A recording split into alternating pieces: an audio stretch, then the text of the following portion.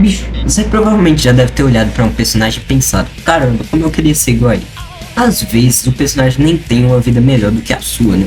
Nem tem qualidade melhor, mas você só se enxerga naquele personagem ao que você já tenha se sentido incluído.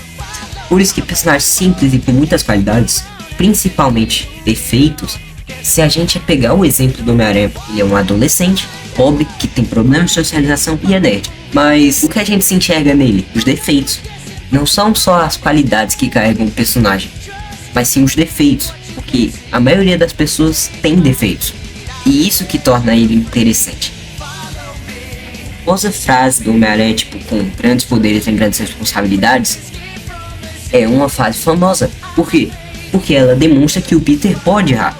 Mas afinal, o porquê e como a gente tem empatia pelo personagem? E em alguns casos até chora quando vê algo de ruim acontecendo com ele.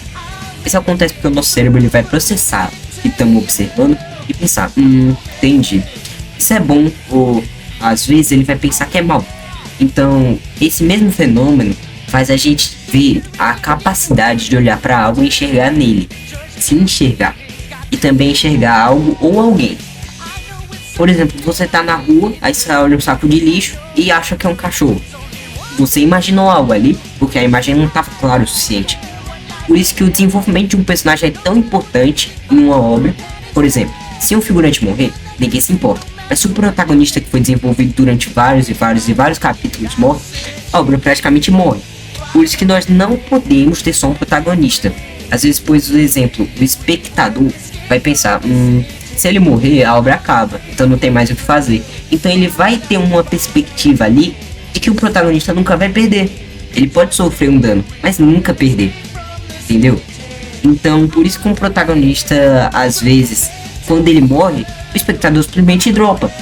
Mas às vezes nem é o protagonista em si. Pode ser até um figurante que ele é bem desenvolvido. Por exemplo, o G.G. Akutami desenvolveu o Gojo, até mais do que o Yuji. E se a gente parar pra pensar, o Gojo não é o protagonista, mas ele é o mais forte. O que quebra um pouquinho os padrões do protagonista sempre ser o mais forte, sempre ganhar uma luta. Mas quando o Gojo morreu, as pessoas tinham mais empatia do Gojo do que o próprio protagonista. E quando o protagonista Yuji morreu lá no comecinho da obra, que as pessoas tinham mais empatia por ele e não pelo Gojo, as pessoas pediram para o G.G. Akutami delicadamente adicionar o personagem de volta na obra. Ou senão, algumas cartinhas seriam enviadas. Ameaçando o criador até de morte, né? Mas aí a gente não entra em detalhes. E seguir o que o público quer, na maioria das vezes, nem é tão bom para a própria obra. Da mesma forma que o G.G. focou no Gojo, os criadores também acabam focando em algo que nem tem tanta relevância.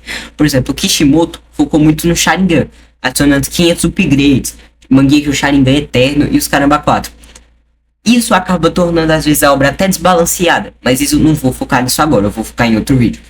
Mesmo não sendo o foco da história, enquanto pro protagonista ele copiou o mesmo design 3 vezes seguidas para uma cauda até a terceira do manto da Biju. Ele fez isso para muita coisa. Isso se chama reutilizar algo, entendeu? E ele reutilizou até demais.